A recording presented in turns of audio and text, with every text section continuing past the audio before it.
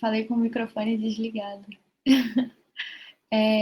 Já está na hora da gente começar. Eu queria saber se os palestrantes gostariam de dar 5 minutos para esperar mais pessoas, ou se vocês preferem começar logo.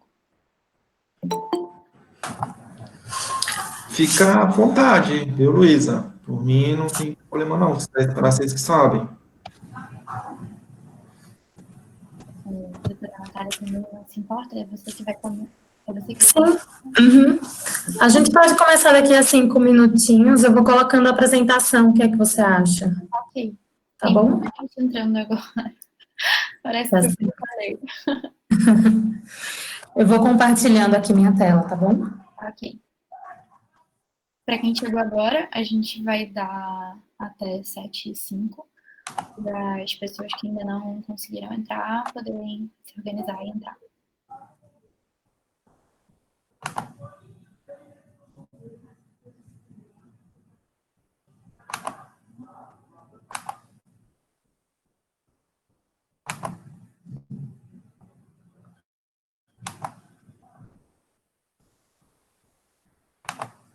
Eu acho que, enquanto isso, eu vou aproveitar o nosso tempo para apresentar vocês para os nossos participantes. Em primeiro lugar, meu nome é Luísa, eu faço parte da diretoria da Lafarm.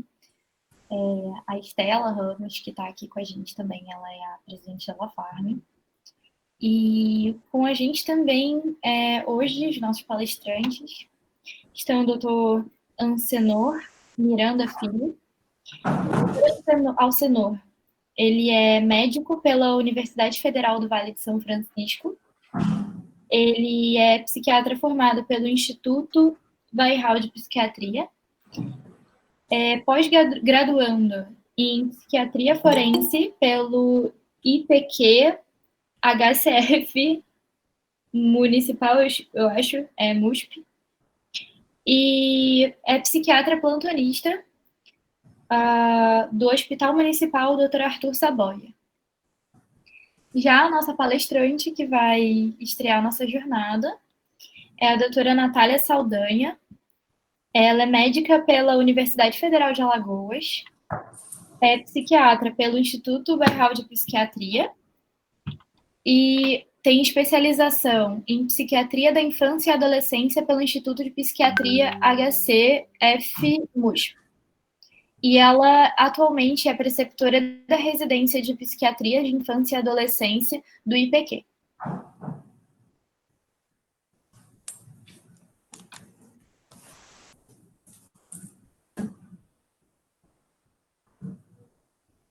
Podemos começar então, gente? Doutora Natália? Vamos lá. Gente, eu queria... Desculpa te interromper, só antes de você começar, a gente queria informar que esse evento de hoje, só para constar a participação de todo mundo da Liga, todo mundo contribuiu junto e gostaríamos muito de agradecer o convite que foi aceitado por esses 2 palestrantes. Agora pode ir. Obrigada, gente. Eu só queria pedir uma ajuda para vocês, como com a tela eu acabo não vendo vocês, se tiver alguma coisa que vocês não estejam escutando muito bem, ou enfim, vocês podem me avisar, tá bom? Tá ok, doutora Natália. E só para explicar também que nós vamos recolher as dúvidas, né, ao longo das palestras no chat. E aí, ao final, pode ser ao final da sua palestra para as suas dúvidas e ao final da do doutor Alcenor para as dele, a gente abre e lê essas perguntas na ordem, né? Tá joia. Foram enviadas. Posso começar, então? Pode começar, doutora Natália. Bom, gente, meu nome é Natália, tá? O pessoal já me apresentou, queria agradecer pelo convite da Liga. Eu vou começar apresentando alguns tópicos, assim, sobre um tema super amplo. Dificilmente, assim, eu conseguiria abordar, assim, em 40 minutos, tudo sobre o primeiro episódio psicótico, então vou focar bem na abordagem, no manejo do PEP, né, que a gente chama do primeiro episódio psicótico, e depois o Alcenor, ele vai complementar com o manejo da agitação psicomotora. Bom, eu conversei um pouco com as meninas, né, antes da gente começar, antes de estar todo mundo aqui, e é um desafio, assim, dar essa aula para vocês, porque, pelo que eu entendi, a maioria dos alunos estão no 4º ano, né, de medicina, não sei se tem muita gente de outros anos, e eu não sei, na verdade, o quanto que vocês estão familiarizados com alguns termos aqui, então eu vou tentar fazer uma coisa mais básica, e aí vocês vão tirando as dúvidas no final, caso tenha ficado algum termo um pouco mais difícil, tá bom? Então, primeiro eu queria dar o conceito do que é o primeiro episódio psicótico, né? Quando a gente fala de psicose, o protótipo da psicose que a gente imagina é a esquizofrenia, então imagino que vocês já tenham tido um pouco de contato com isso, em que a gente tem os sintomas positivos e os sintomas negativos, e nos episódios psicóticos o que a gente, em geral, busca são os sintomas positivos, porque como o quadro está se abrindo, né, está iniciando, é um quadro inédito e novo, a gente não espera ainda encontrar tantas manifestações de quadros mais cronificados, ou até da identificação de sintomas negativos ou sintomas cognitivos que são mais tardios. Então, o que a gente acaba buscando, sintomas positivos, são os delírios, que é uma alteração do juízo de realidade, em que as pessoas têm uma crença, uma certeza de coisas que não correspondem à realidade, e as alucinações, né, que são alterações da senso-percepção, e o que a gente acaba vendo bastante nas psicoses mais funcionais, assim, que não de causa orgânica, são as alucinações auditivas, apesar de que outros tipos de alucinações de outros sentidos, como visuais, dentre outros, também podem estar presentes. Além do delírio e das alucinações que são bem marcados, a gente também vê uma desorganização do pensamento e algumas vezes uma desorganização do comportamento, né? Uma coisa que enfim, mais para complementar para vocês, apesar de serem quadros muito raros, quando a gente pega esses quadros em adolescentes mais jovens ou até em crianças, a gente acaba não vendo tanto delírios e alucinações muito marcadas como a gente vê em adultos. Então, a gente acaba vendo muito uma desorganização do comportamento, em que as crianças, elas perdem algumas habilidades que elas já tinham adquirido.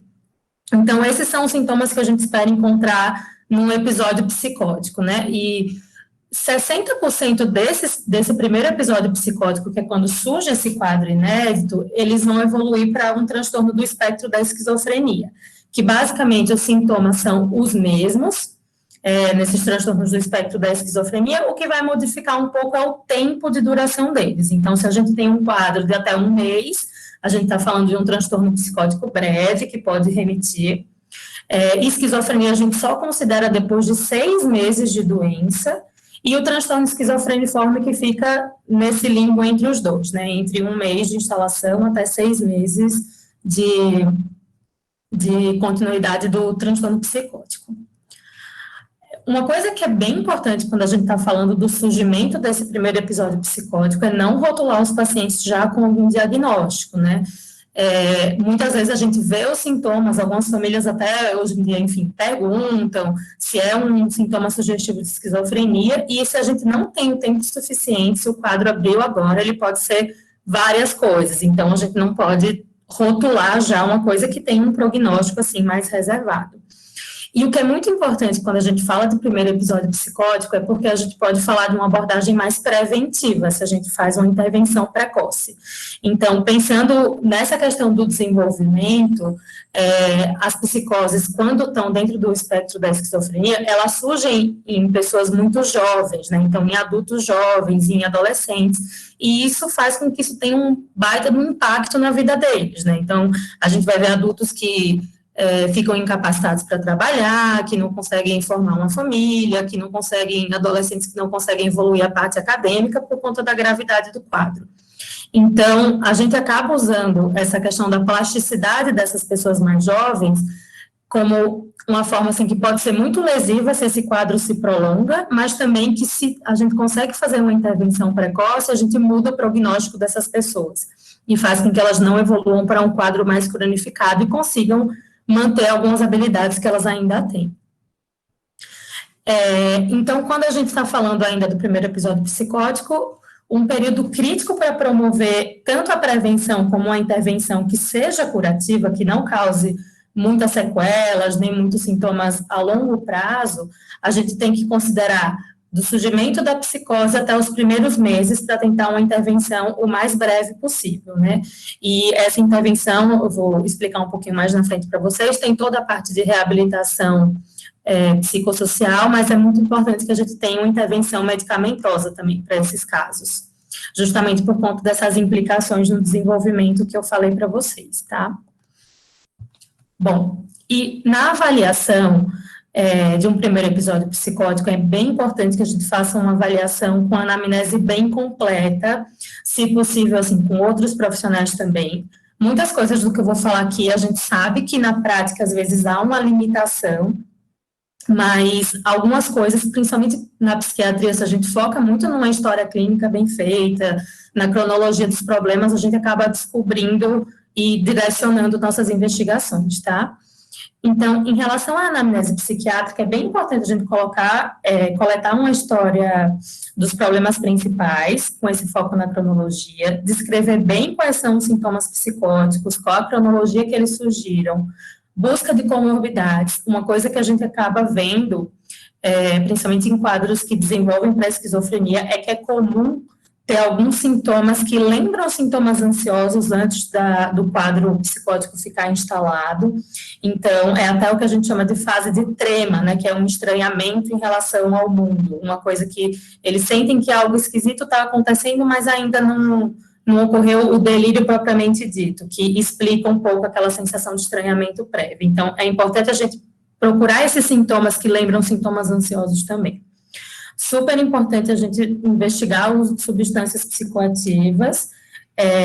A gente já tem alguns estudos hoje em dia que comprovam que algumas substâncias psicoativas, inclusive a maconha, podem precipitar, não como uma causa dos sintomas psicóticos, mas adiantar um pouco a eclosão desses sintomas em quem já tem uma predisposição familiar, em quem já tem alguns fatores de risco para iniciar um quadro de psicose. E é importante a gente ver se já foi feito algum tipo de tratamento prévio ou não. Isso é com foco nos problemas principais, né? Em relação ao desenvolvimento, por que é importante, assim?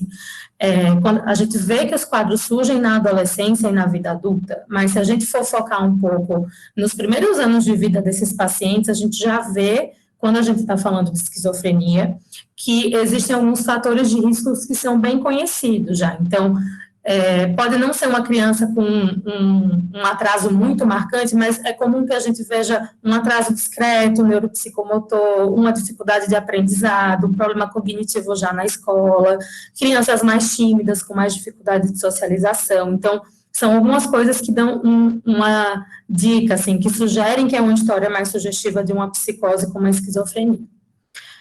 Em relação à avaliação clínica, essa é uma das partes mais importantes para a gente diferenciar um primeiro episódio psicótico, porque a gente vai ter que buscar causas clínicas, patologias genéticas, infecciosas, inflamatórias, causas metabólicas, causas neurológicas, para que a gente possa diferenciar se a gente não está falando de um quadro orgânico, que esse é um dos grandes desafios, né, da gente conseguir excluir essas causas orgânicas para saber do que é que a gente está tratando.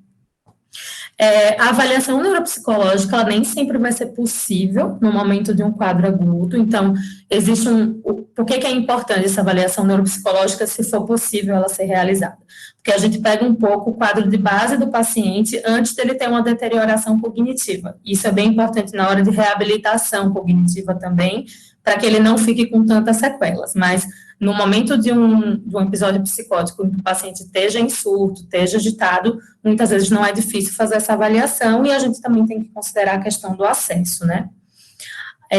A avaliação social, ela é muito importante, assim, porque são quadros que trazem uma sequela importante que os pacientes não vão conseguir ser responsáveis por cuidar de si, né? Então, tem que haver um envolvimento familiar, se possível, tem um envolvimento da unidade básica de saúde ou do CAPS da região, para que se tenha um serviço integrado, muito com foco, assim, em cuidar dessa família, tá orientando essa família e garantir a adesão medicamentosa, que é uma das coisas mais importantes que eu vou falar um pouco aqui para frente. E hoje a gente vê que nesses casos, que se desenvolve um sintoma psicótico, é importante a gente continuar investindo tanto na trajetória acadêmica quanto numa trajetória profissional, se for possível um trabalho adaptado para esses pacientes. Bom, Sobre os diagnósticos diferenciais do primeiro episódio psicótico, uma coisa que a gente não pode esquecer, apesar da gente falar bastante do desenvolvimento para a esquizofrenia, são das causas orgânicas e também do transtorno de humor bipolar. Então, boa parte dos episódios psicóticos, algumas estatísticas falam que o transtorno afetivo bipolar no episódio de mania é até mais frequente como a explicação e a causa de um primeiro episódio psicótico do que a esquizofrenia em si. E o que é mais importante é a gente conseguir lembrar das causas dos diagnósticos diferenciais quando a gente está falando de um transtorno orgânico, né, que pode ser com condições médicas bem variadas, uma psicose induzida por substância, psicose induzida por medicações, é uma coisa que a gente vê bastante, assim. E alguns diagnósticos diferenciais psiquiátricos também, porque, por exemplo, algumas pacientes com transtorno de personalidade, como transtorno de personalidade borderline, é comum que elas tenham sintomas psicóticos mais transitórios, no momento de desregulação, ou mesmo no transtorno do espectro do autismo, que, enfim, em geral, crianças ou adolescentes que desenvolvem sintomas psicóticos dentro desse contexto, desse transtorno do neurodesenvolvimento. Eu vou falar um pouco sobre essas etiologias orgânicas, tá? E elas são muito variáveis em termos de prevalência, porque depende muito do acesso que a gente tem a exames e investigações adicionais, e porque algumas causas elas vão ser muito raras, né? Então é fácil que a gente acabe diagnosticando algo que parece funcional e que tenha uma base orgânica. O que a gente tem que lembrar é que realmente, assim, a esquizofrenia, o transtorno bipolar, quando a gente está falando de psicose, eles são bem mais frequentes, mas a gente tem que ficar muito atento aos sinais de alerta e aos diagnósticos diferenciais para não comer bola quando a gente vai falando dessas causas orgânicas. Então, assim, uma das primeiras coisas para a gente olhar são as causas medicamentosas, né? Ver se não tem alguma medicação que os pacientes estão usando que justifiquem essa abertura desse quadro psicótico.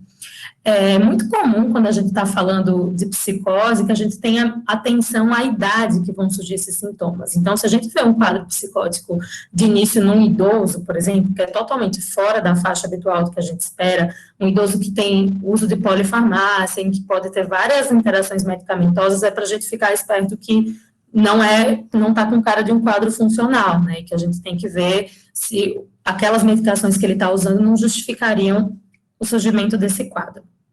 Então, assim, antibióticos, tratamento antirretroviral, as próprias drogas antiepilépticas, eu vou falar um pouquinho da epilepsia, mas muitas drogas antiepiléticas podem desencadear psicose também.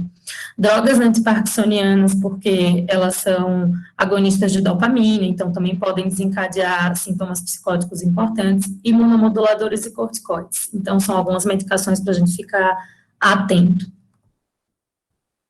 Outra etiologia orgânica que a gente não pode deixar de investigar e que é relativamente simples, assim, de conseguir fazer, por exemplo, um screening toxicológico de urina, é quando os sintomas psicóticos, eles são desencadeados por uma intoxicação aguda de uma substância.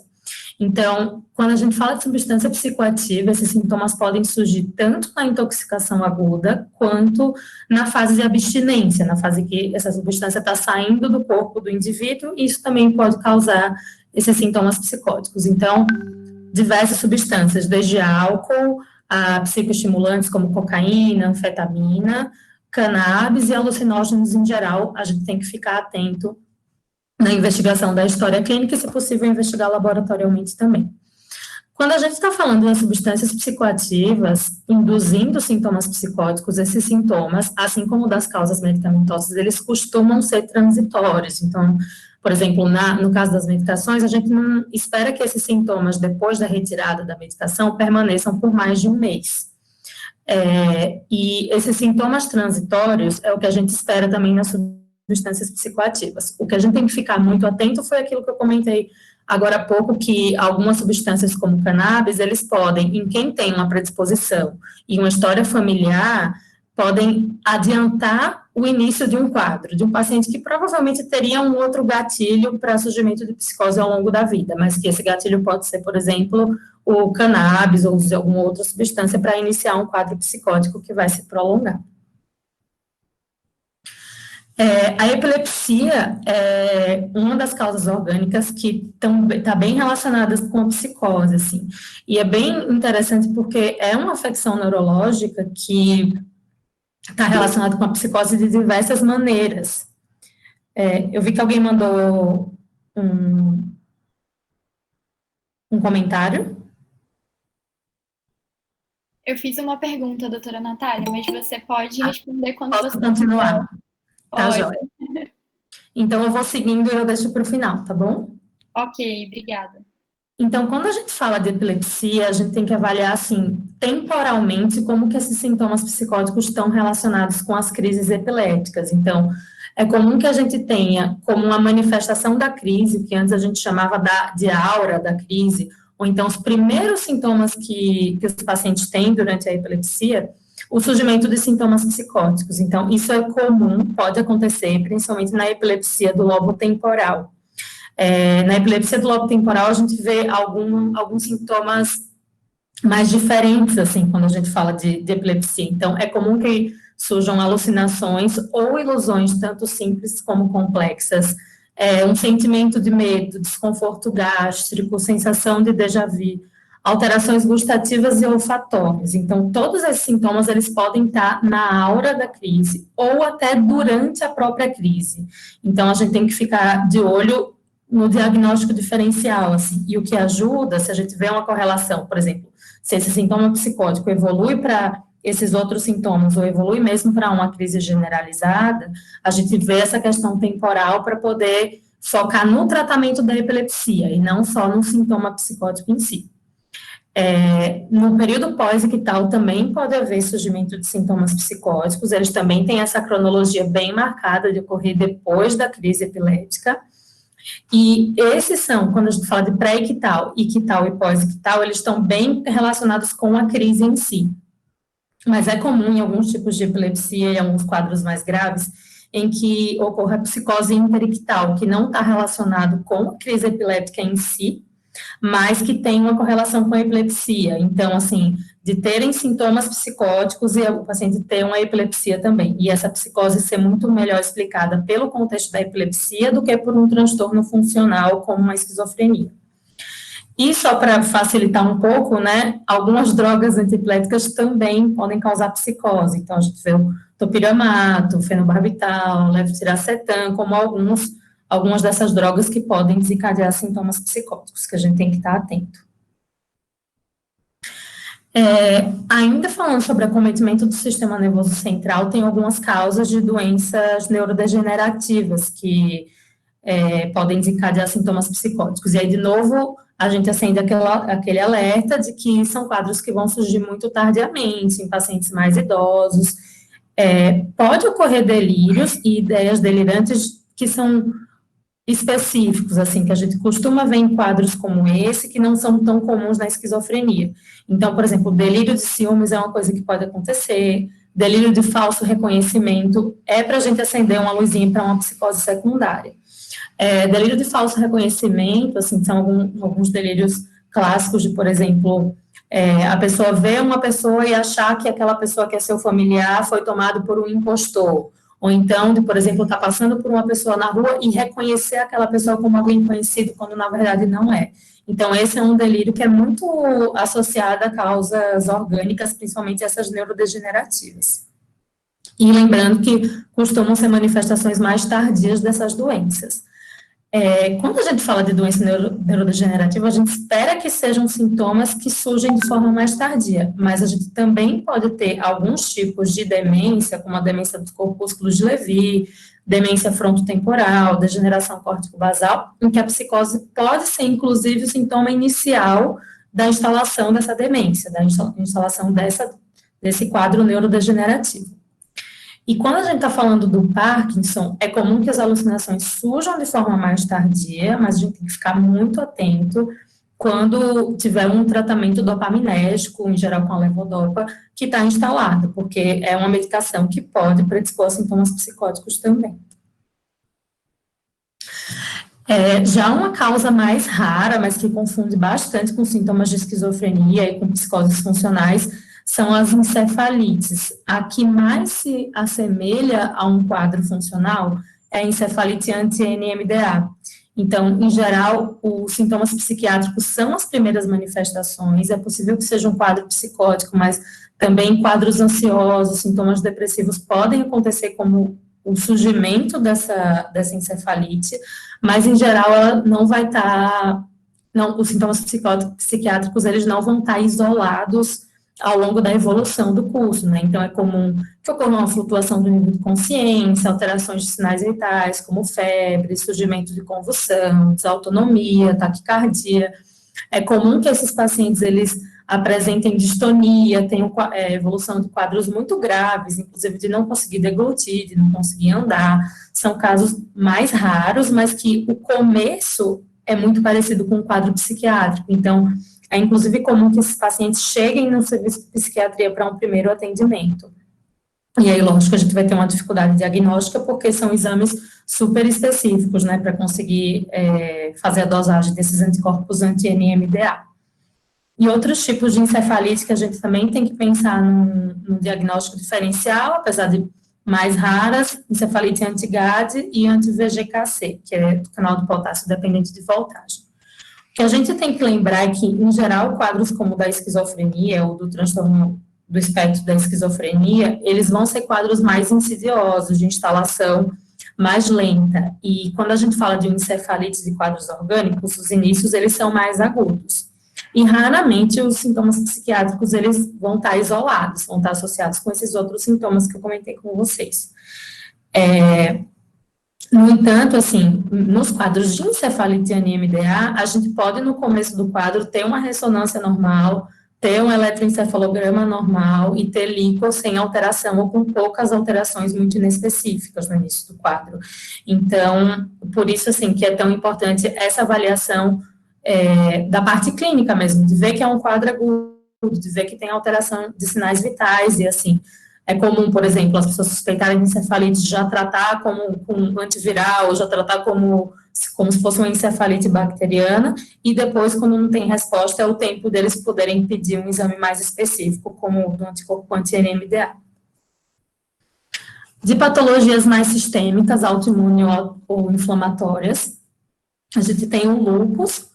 É muito mais comum a gente ver sintomas depressivos e ansiosos no lúpus eritematoso sistêmico, mas a psicose, ela está inclusive nos critérios diagnósticos, assim, é uma prevalência de menos de 5% dos casos, uma sintomatologia rara no lúpus, mas também, apesar de raro, é um sintoma que pode abrir o quadro, né, o lúpus, ele pode estar instalado, não ter sido diagnosticado, e surgir o primeiro sintoma mais grave como um quadro psicótico. E a doença de BC também pode cursar com psicose quando tem um acometimento neurológico. E de outras patologias sistêmicas infecciosas, só citando algumas, neurosífilis, infecções bacterianas que acometem o sistema nervoso central, HIV, infecções virais, fúngicas, parasitárias e doença de Primos. E aí, de novo, assim, como a gente tem uma etiologia muito variada para quadros orgânicos que são mais raros, a gente tem que ficar atento aos sinais de alerta. Então, muito foco nessas características mais semiológicas que sugerem uma doença clínica subjacente. Já falei um pouquinho para vocês os delírios de falso reconhecimento, que a porcentagem deles como uma causa secundária, principalmente de doenças neurodegenerativas, é alta, então de 25% a 40%. Delírio de ciúmes é uma coisa comum da gente encontrar nesses quadros também, e também é comum da gente ver delírio de ciúmes quando o paciente está em abstinência por álcool. Alucinações visuais, elas não são exclusivas de quadros orgânicos, mas são comuns em quadros orgânicos, quando a gente pega, por exemplo, pacientes com esquizofrenia, com uma psicose de causa não orgânica, a gente vê muito mais alucinações auditivas do que visuais, e quando a gente vê alguma coisa de alterações olfativas, a gente tem que ficar atento se acontecer de uma forma estereotipada, com paroxismos com a epilepsia do lobo temporal.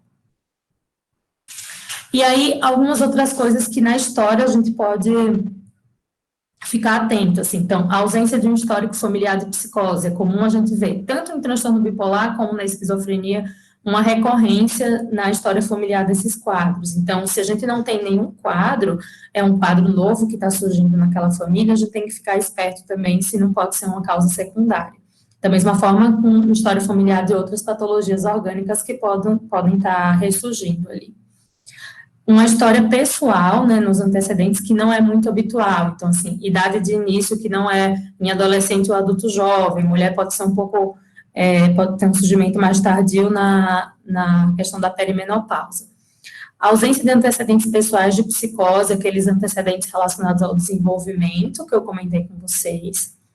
Alterações de outros sistemas, então, para a gente até pensar em causas genéticas, erro inato do metabolismo, então, malformações viscerais, alterações oftalmológicas, anomalias renais, hepáticas e digestivas, cometimento de outros sistemas, a gente tem que pensar em investigar causas orgânicas também. Atipias dos sintomas psiquiátricos, como comentei com vocês, alucinações visuais, a gente tem que ficar um pouco mais esperto para causa orgânica, alucinações olfativas, sinestésicas.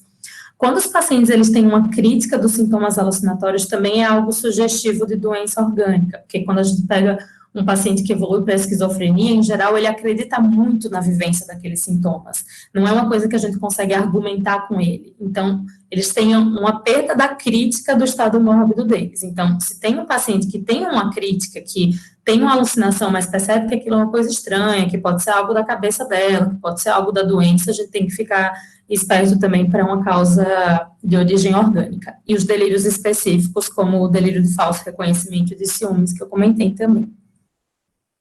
Em relação a, como a gente vê muita causa de psicose com acometimento mais neurológico, a gente tem que ficar de olho em sintomas como sintomas extrapiramidais, de cinesias, problema de marcha e equilíbrio, disartria, a epilepsia, que eu já comentei com vocês, sintomas catatoniformes, apesar da gente saber que a esquizofrenia tem um subtipo com catatonia, na catatonia a gente tem que investigar a causa orgânica sempre. Confusão mental, alteração do nível de consciência e deterioração cognitiva também são sintomas e sinais sugestivos de causas orgânicas. E evolução peculiar, por exemplo, se a gente tem episódios muito breves, curtos, estereotipados, que se repetem sempre da mesma forma, bem sugestivo de epilepsia, flutuações espontâneas dos sintomas, uma resposta paradoxal ao antipsicótico, por exemplo, tira o antipsicótico e o paciente melhora dos sintomas. É uma coisa que a gente não espera, né? O antipsicótico a gente espera que trate a psicose. Então, só alguns exames, assim, eu já tentei falar um pouco para vocês nas causas, e eu não vou me ater tanto aos detalhes da investigação de cada uma delas, até por conta da raridade de algumas, mas super importante o exame físico e neurológico, um laboratório. Quando a gente fala da investigação, a gente vai estar tanto buscando esses diagnósticos diferenciais, como já pegando algumas alterações, como, enfim, o eletrocardiograma. Por que ele é importante? Na hora que a gente vai introduzir um antipsicótico, é comum que esses antipsicóticos, eles podem causar alterações cardíacas e metabólicas, podem prolongar o intervalo QT, então é importante que a gente tenha esses exames de base para poder introduzir as medicações de uma forma mais segura também. O eletroencefalograma, ele vem muito como esse diagnóstico diferencial da epilepsia, então, se tem acesso, o paciente está no primeiro episódio psicótico, principalmente se for um quadro mais atípico, com aqueles sinais de alarme, tendo a disponibilidade de um eletroencefalograma, ou até de um vídeo EEG, seria super importante. Ressonância de encéfalo e líquor também, um pouco de acordo com a disponibilidade, né, a gente sabe que nem sempre vai ser possível realizar. Então, de exames laboratoriais, tem alguns mais básicos, que são mais fáceis de a gente realizar, e outros que a gente vai acabar pedindo se tem uma suspeita dessas etiologias mais específicas que eu comentei com vocês. Então, assim, VHS, PCR e hemograma, para ver tanto causa inflamatória quanto infecciosa, eletrólitos, função hepática, enzimas hepáticas. Essa parte da glicemia, colesterol total, frações e triglicérides é super importante para a gente ter uma base do padrão metabólico desse paciente para poder introduzir os antipsicóticos. Função tireoidiana, sempre a gente acaba solicitando também. Como diagnóstico diferencial da parte infecciosa, hepatites, HIV, sífilis. A dosagem de anticorpos já é bem mais rara, né, para a gente conseguir, então tem que ter uma suspeita muito sugestiva do anti-NMDA e anti-GAD, screening de uso de substâncias na urina, FAN, anti-DNA, anti-TPO, anticorpo fosfolipídio para causas mais autoimunes, não esquecer do lúpus. E outros exames, assim, sorologias para a parte viral, herpes simples, varicela zoster, dosagem de vitamina B12 e vitamina D. E a gente lembrar de algumas dosagens mais específicas para essas patologias mais metabólicas. A avaliação genética também não é algo tão disponível, mas é algo que a gente pode ter uma carta na manga se a gente percebe alguns dismorfismos mais diferentes naquele indivíduo. E a dosagem de líquor também pode auxiliar nesse diagnóstico diferencial.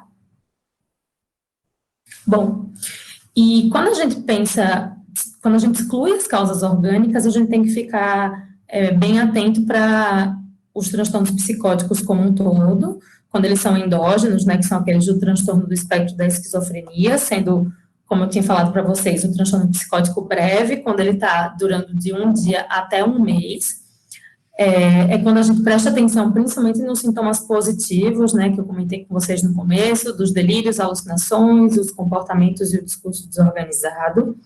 Pode haver algum evento traumático precipitante, e quando a duração desse episódio ela é breve, ela é tratada, pode haver um retorno completo ao funcionamento pré-mórbido, e o paciente realmente remitir esse quadro, não apresentar mais. Apesar de que são pacientes que a gente tem que ficar seguindo e observando ao longo do tempo, para que não haja uma recorrência desse transtorno e ele fique sem tratamento, né? Transtorno esquizofreniforme, os mesmos sintomas, só que a duração um pouco maior, de 1 mês até 6 meses, e a gente já começa a ver um pouco mais de prejuízos sociolaborais, apesar de não ser necessário para o diagnóstico, mas quanto mais tempo de sintoma, a gente acaba vendo um prejuízo maior. Aqui é só uma cronologia, assim, que acima de 6 meses a gente vai ter a esquizofrenia, o transtorno esquizofreniforme de 1 a 6 meses e o transtorno psicótico breve de 1 dia até 1 mês. E a gente também não pode esquecer do diagnóstico diferencial com o transtorno de humor bipolar, né, seja no episódio maníaco quanto no episódio depressivo. No episódio maníaco, nem sempre vai ser tão fácil assim de diferenciar, porque tem pacientes com o primeiro episódio psicótico que desenvolvem esquizofrenia depois, que vão ter alguns sintomas de humor mais associados, mas o que sugere um quadro de transtorno de humor bipolar da fase maníaca é justamente essa alteração do humor, um humor mais elevado, mais expansivo, ou uma disforia e uma irritabilidade, um aumento da energia para fazer as atividades. A duração do episódio de mania tem que ser de pelo menos 1 semana, autoestima elevada, redução da necessidade de sono, distrabilidade, pressão por fala. Então, todos esses são sintomas de um episódio de mania clássico para a gente diferenciar no momento de um surgimento psicótico, né? Os sintomas psicóticos, eles não são obrigatórios no episódio maníaco. E a gente tem que lembrar que esses sintomas também têm que causar sempre um prejuízo no funcionamento. Quando a gente tem no transtorno de humor bipolar, a gente vê mais sintomas de delírios com temas de grandeza, e é mais comum a gente ver o delírio em si, menos alucinações auditivas do que no quadro de esquizofrenia, apesar disso não ser uma regra também. Bom, e vou falar um pouquinho do planejamento terapêutico, assim, quando a gente pega esses quadros de primeiro episódio psicótico, faz toda essa investigação, coleta bem a história, no momento da emergência, assim, do surgimento desses sintomas, a gente tem que garantir muito a segurança desse indivíduo, das pessoas que estão envolvidas com ele. Então, a gente tem que ver que é um paciente que está sem crítica do que está acontecendo, está com o juízo de realidade alterado. É comum que a gente tenha episódios de heteroagressividade, é comum que aconteça violência, ou até que eles tenham maior risco por conta de suicídio ou de autolesão. E quanto menor o tempo de psicose, mais a gente consegue ter um prognóstico bom desses pacientes. Então, o que é muito importante no planejamento terapêutico é a gente reduzir a duração do tempo da psicose não tratada. Pensando no prognóstico, isso aumenta o tempo de psicose não tratada, né? Aumenta o tempo de sintomas e os prejuízos associados, expõe o paciente a até uma exposição social mesmo, exposição a riscos. É comum a gente ter uma piora da funcionalidade nos quadros que são mais arrastados, com piora na qualidade de vida e uma menor probabilidade de remissão, se a doença já está instalada há muito tempo. E nosso objetivo vai ser sempre preservar ou até restituir a funcionalidade com esse tratamento precoce. a abordagem precisa ser tanto farmacológica quanto psicossocial, de preferência em associação às duas. Bom, e no tratamento farmacológico desses indivíduos no primeiro episódio psicótico, os indivíduos jovens, sem tratamento prévio, eles vão ser mais sensíveis aos efeitos colaterais dos antipsicóticos. Então, a gente tem que iniciar rapidamente a parte medicamentosa, mas tem essa regra que a gente usa para alguns grupos, assim, na psiquiatria e do primeiro episódio psicótico também, do start slow, go slow. Então, a gente precisa começar a tratar rápido, mas a gente tem que ir titulando a dose devagar e colocar uma dose menor do que o que a gente costuma chegar. Então, tanto iniciar com a dose mais baixa, quanto titular de uma forma mais lenta. Mas o que é mais importante nesses casos é que a gente busque a remissão dos sintomas e que se chegue a doses efetivas. E aí tem um fluxograma que eu vou mostrar um pouquinho para vocês de quando que a gente muda o antipsicótico, quando que a gente pensa em outras estratégias de potencialização. Hoje em dia, por conta muito da tolerabilidade dos efeitos adversos, há uma preferência pelos antipsicóticos de segunda geração. Isso não tem a ver necessariamente com a eficácia. A gente vê que os antipsicóticos de primeira geração, eles têm uma boa eficácia e têm uma resposta boa ao tratamento, mas os pacientes toleram muito menos e se incomodam mais com os efeitos colaterais, que são efeitos mais de sintomas extrapiramidais, de cinesia, tremores. Então, são alguns sintomas que os pacientes toleram um pouco. A gente prefere que seja tratado com monoterapia, principalmente porque se a gente começa a associar medicações, o potencial de efeitos adversos fica muito maior para esses pacientes. E no caso desses pacientes, eles não podem estar sozinhos nesse tratamento. Então, tem que haver o envolvimento da família, o envolvimento dos serviços de saúde, se possível, equipe de assistência social para ajudar na adesão desses pacientes. Na adesão medicamentosa e na ida aos serviços de saúde para fazer avaliações também.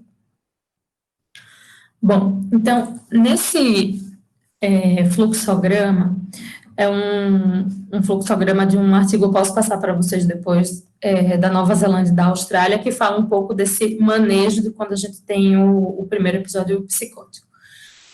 Enquanto a gente não sabe que é uma causa orgânica, tem algumas causas orgânicas que podem até piorar com o antipsicótico. Então, por exemplo, quadros de catatonia que não vão evoluir para esquizofrenia, mas que são causa orgânica, a própria encefalite anti-MNDA. Ou eles têm uma resposta muito ruim ao antipsicótico, ou isso pode até precipitar efeitos colaterais graves, assim, como surgimento de síndrome neuroléptica maligna. Então, o ideal é que a gente não use o antipsicótico até ter pelo menos uma avaliação mínima da parte clínica. E no caso de um episódio de agitação, a gente tem que considerar um tratamento em emergência psiquiátrica, isso necessário internação, e a gente pode usar alguns benzodiazepínicos. Então, é comum, aqui eles falam muito do diazepam EV, mas a gente, na prática, acaba usando bastante o midazolam também, por ser IM, né? O diazepam, ele tem uma distribuição mais errática, o midazolam a gente usa com um pouco mais de segurança intramuscular. Isso pensando em medicações injetáveis, né? Também é possível que a gente use outros benzodiazepínicos via oral, se o paciente aceitar. A partir do momento que a gente descarta as causas orgânicas, a gente inicia o tratamento do primeiro episódio psicótico com antipsicótico, e com aquela regrinha do começar com doses baixas e titular de forma lenta também. Lembrar sempre dos diagnósticos diferenciais com sintomas de mania ou sintomas depressivos com sintomas psicóticos, para pensar em outras estratégias de tratamento, mas se a gente está diante de um primeiro episódio psicótico que não é de causa orgânica e está mais dentro do espectro da esquizofrenia, a gente tem alguma gama de medicações, vários antipsicóticos aqui, de segunda geração, em que, eu não sei exatamente qual que é a familiaridade de vocês, mas todas essas doses que a gente inicia aqui são doses menores, são doses iniciais mesmo, e a gente vai titulando devagar até as doses alvos e principalmente esperando uma remissão dos sintomas psicóticos. Aqui, nessa tabelinha, a gente vê que tem só antipsicóticos de segunda geração, e, de novo, é por conta do perfil de efeitos colaterais. O que a gente tem que lembrar é que esses antipsicóticos como um todo, eles têm também efeitos colaterais. mas são efeitos colaterais mais cardiometabólicos, assim, então é comum da síndrome metabólica, alteração no intervalo QT, por isso que é importante o eletrocardiograma, mas eles são mais tolerados pelos pacientes. Ganho de peso também é uma coisa que a gente tem que ficar muito atento com o uso desses antipsicóticos, aumento de prolactina também. E pensando na escolha do antipsicótico, de novo, assim, a gente vai preferir os atípicos só por conta do efeito colateral, não por eficácia, não é que há uma contraindicação absoluta para o uso de antipsicóticos típicos, e a gente, de preferência, assim, tem que envolver tanto a família e, se possível, o paciente na escolha do antipsicótico, então, ver um pouquinho o perfil do paciente para a gente poder escolher a medicação. Então, assim, a gente vê que a olanzapina, por exemplo, é um dos antipsicóticos que mais causa ganho de peso. Então, se é um paciente que já é obeso, que já tem uma síndrome metabólica instalada, talvez não seja a melhor opção de antipsicótico para a gente começar naquele momento. E a gente sempre vai ter que pesar o risco-benefício, né? O nível de adesão ao tratamento tem que ser bem estimulado, então, assim, no próximo fluxograma eu vou falar um pouco das medicações de depósito, que a gente acaba fazendo injetável e que dura por algum tempo. A gente não inicia como um tratamento inicial, mas é uma opção se o paciente tem uma dificuldade de adesão. Intolerância a efeitos colaterais extrapiramidais, isso é comum a gente ver nos antipsicóticos típicos, mas o aripiprazol também é um antipsicótico atípico que causa bastante sintomas extrapiramidais e acatesia. Doenças orgânicas ou físicas associadas, mulheres com alteração do ciclo menstrual, por exemplo, a gente tem que ter muito cuidado com os antipsicóticos que levam ao aumento da prolactina, porque podem desregular ainda mais esse ciclo. Fatores de risco para síndrome metabólica, prestar muita atenção em cardiopatas pela interferência no intervalo QT, e em gestantes também, de acordo com a idade gestacional, a gente acaba usando antipsicóticos que sejam mais seguros e que tenham mais estudos, né? E aí, nesse caso, inclusive, o Aldol, sendo um típico, é uma medicação que a gente acaba usando com um pouco mais de segurança em gestante. Essa é a continuação daquele fluxograma, então, tem aquelas opções de medicações, de preferência antipsicóticos de segunda geração. Se a gente percebe uma não adesão ao tratamento farmacológico, a gente tem que discutir com o paciente, com seus cuidadores, estratégias para otimizar esse tratamento, para garantir essa adesão medicamentosa. Se a falta de adesão é por conta de efeitos colaterais, a gente tem que pensar em trocar o antipsicótico. E caso seja uma questão mais de organização da família, uma resistência muito grande do paciente a tomar medicação, é que a gente considera medicações de depósito e de preferência com doses que ele já tenha usado via oral antes, para a gente garantir que não tenha um efeito colateral que se prolongue à medida que a gente dá uma medicação de depósito, né, que vai ficar funcionando ali, uma dose injetável que vai ficar funcionando, por exemplo, por 1 mês, por 3 semanas. Depois que a gente melhora a aderência e não tem uma resposta medicamentosa, a gente também tem que pensar na troca do antipsicótico com estratégias de potencialização, que eu já vou chegar mais aqui embaixo. Se a gente inicia um antipsicótico e tem uma resposta que não foi suficiente por 3 semanas, a gente pensa em aumentar a dose, para otimizar essa dose do antipsicótico e também intervir em estratégias de otimização psicossocial, sempre sem esquecer da adesão medicamentosa. No entanto, se a gente não tem uma resposta de 6 a 8 semanas, com um daqueles antipsicóticos que a gente falou antes, a gente usa muito a risperidona, quetiapina, o próprio aripiprazol, ziprasidona, a gente pode pensar numa troca. A olanzapina acaba sendo uma boa troca, apesar de ter mais efeitos colaterais cardiometabólicos, ela é uma medicação muito eficaz em termos de eficácia do tratamento da psicose. Mas eles recomendam que não se use ela como primeira escolha.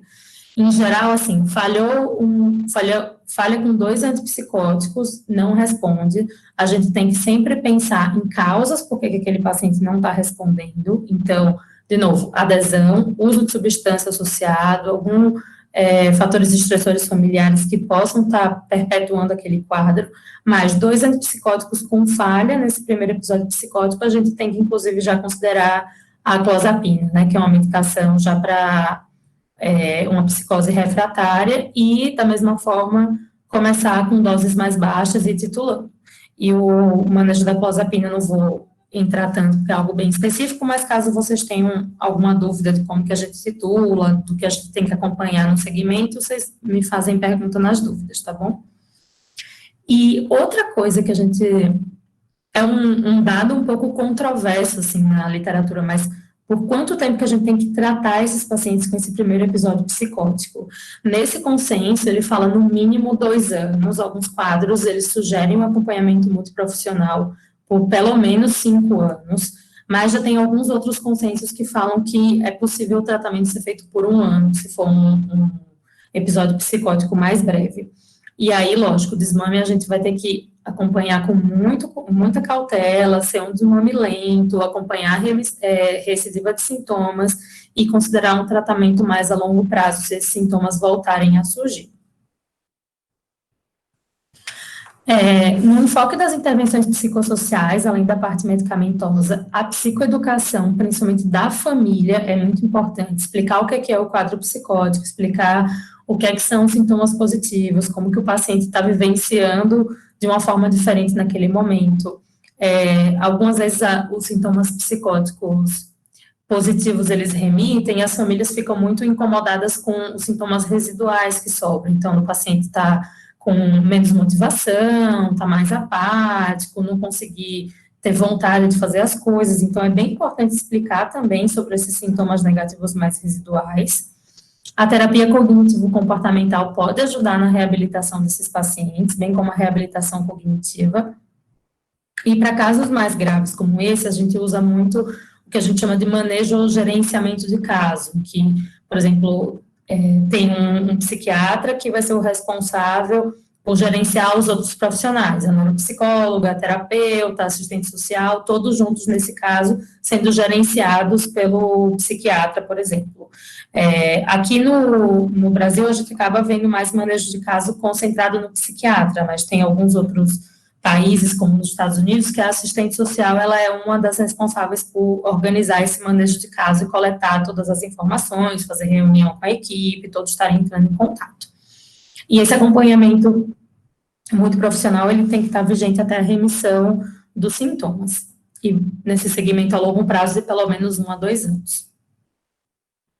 Bom, e só para finalizar, a gente tem algumas recomendações bem gerais do que a gente tem de nível de evidência, né? Então, através de alguns ensaios clínicos ou meta-análises, a gente acaba tendo alguns níveis de evidência nível 2, nível 1, e algumas recomendações gerais que não foram comprovadas, mas que imaginam que seja mais efetivo, né, no segmento.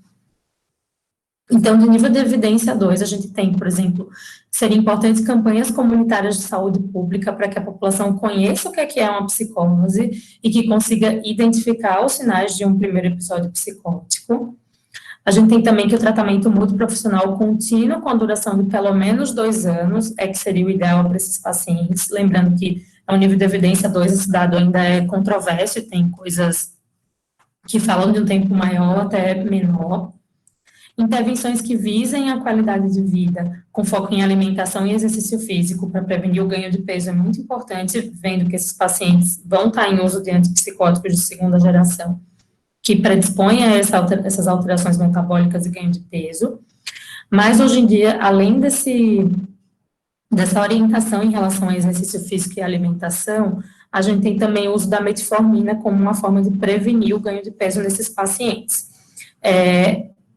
Não existe, assim, um consenso por A mais B quando a gente entra com a metformina, qual a dose que se chega, né? Tem alguns estudos controversos, mas a gente já sabe que ela ajuda a prevenir ganho de peso em quem tem essa predisposição à síndrome metabólica. Então, se tem um paciente que já tem, por exemplo, um sobrepeso, já tem uma alteração de colesterol, de triglicéridos, na hora da introdução do antipsicótico, a gente já pode iniciar a metformina junto, inclusive.